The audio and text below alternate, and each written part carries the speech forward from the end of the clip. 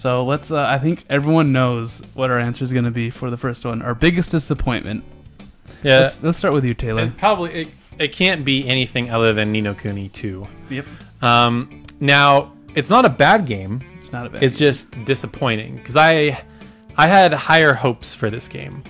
I loved the first one, and everything that they had shown going into this looked like it was gonna be way better. Nick, just let him post memes. Do I have to take your phone? Yeah, so Ni no Kuni, like, it had better visuals. The combat looked improved. The problem, it was way too easy. Yes, it was very easy. Super easy.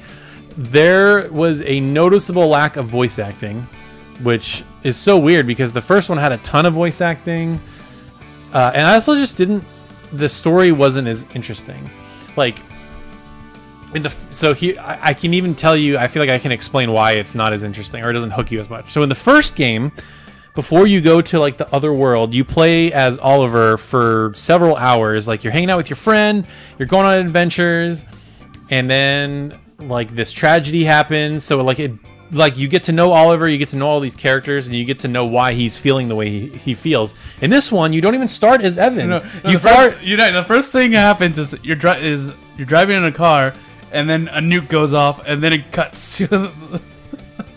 Yeah, and I'm just like, okay. I mean, it was just a really weird way to start a game. Like, it was surprising, but then here we go again. What was the guy's name? The president guy that gets transported? I don't know. But the main guy that's not Evan. Sounds like, I think it starts with an A, doesn't it? Oh God. We're bad at this right now. Look it up because it's gonna bug me. Okay. The president. Anyway, so you play as him, and then you run into Oliver in the middle of a coup. Like his. He said Oliver. Yeah, you run into Oliver. Oh yeah. Or sorry, Evan. My bad. Yeah. You run into Evan in the middle of his kingdom getting taken over. So it's not like. Imagine if it was backwards, like it was in Ni no Kuni 1, where you play as Evan and you get to explore your town. Roland, there we go. Yeah, so imagine starting the game off as Evan, and you get to like meet your subjects through the kingdom, and you're just talking to people, and you go through a couple days, and then your kingdom gets overthrown. How much more interesting would that be? Because I walk in the middle of him getting his kingdom getting overthrown. I'm like, I don't care. I don't even know who this character is. I don't know anything about him. Final Fantasy 15 all over again. Exactly. And then the whole plot is, oh, we're going to make a kingdom where everybody can live and be happily ever after, aka we want you to be really invested in this town building mechanic. And I felt like I spent a lot of time managing that thing. I know, that was addicting. The thing... It felt like a mobile game, but there were no microtransactions. There was nothing to speed it up. That was just how the game was. It's funny because you go into everyone else's kingdom and steal away their most important people in the kingdom, and then it's like, you're going to join us. Because we got to overthrow the darkness. Yeah, it was a disappointing plot, disappointing at the lack of voice acting, but... You know what also was disappointing? The 6 enemy types that you fight. Over and over and over again. Yeah, the enemy types. The music, I thought the music was not good at all. I was really surprised to see it nominated for Soundtrack of the Year at the Game Awards. There's some good songs. It wasn't as pretty as the first one. The first one was way better. In this one, it's just like remixed versions of those tracks. It just felt really lazy, and I felt like it didn't match what was happening. Like when you go to that canyon, you know, the first little canyon area, it's like it's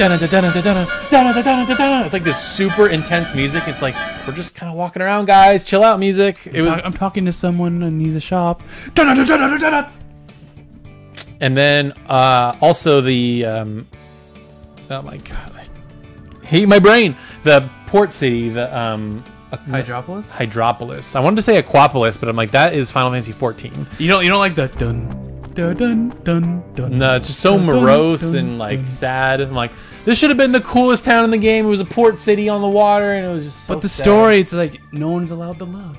No, I get it. I get the story significance, but that was a Taylor thing. Yeah, but there was a funny scene there. There's a couple. Yeah, my favorite town is Goldpaw, though, the Chinese dog town.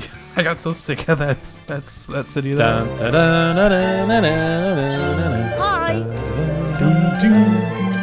I like that one.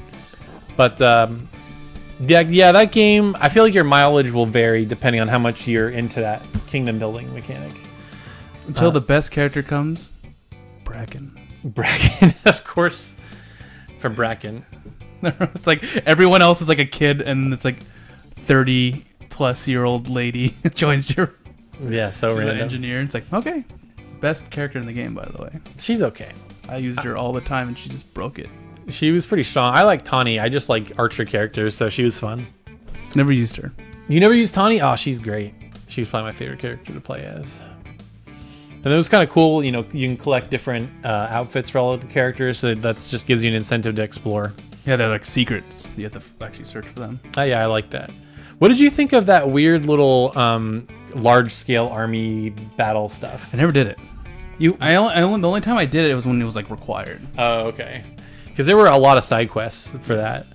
It was really weird. You just sort of like run into things, and then you can activate special abilities to like counteract other guys. It was ill-conceived, or it wasn't. I felt like there was a little something missing. It was fun, but it was like, I don't want to spend time doing this. Yeah, exactly. Especially since you could get, different characters, and then you have to level them up differently at different times. Oh yeah. I just kept like the same ones over and over again, so they're super high level.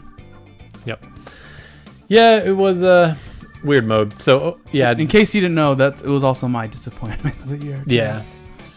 Kind of a bummer. Again, not a bad game. If you see it for like $20, I mean, it's worth a playthrough. But like, coming from what the original Ni no Kuni was, it just was it didn't quite live up to that. And I remember when it was announced, and everyone was like, "What? Ni no Kuni 2? What?" And then they showed Final Fantasy 7 remake gameplay. Yeah, still haven't seen anything since that day. PS6 3 years ago. I still think PSX in San Francisco was the best one. No, the one after that one was really good. Yep. The one that got cut in line right at the Oh my end. god, that was really annoying with Connor. Yeah. With Connor. That was a cool one. Let's see. Yeah, so that's most disappointing. I think there was nothing else that even challenged, I don't think. Dragon Quest 11. No, I'm just joking.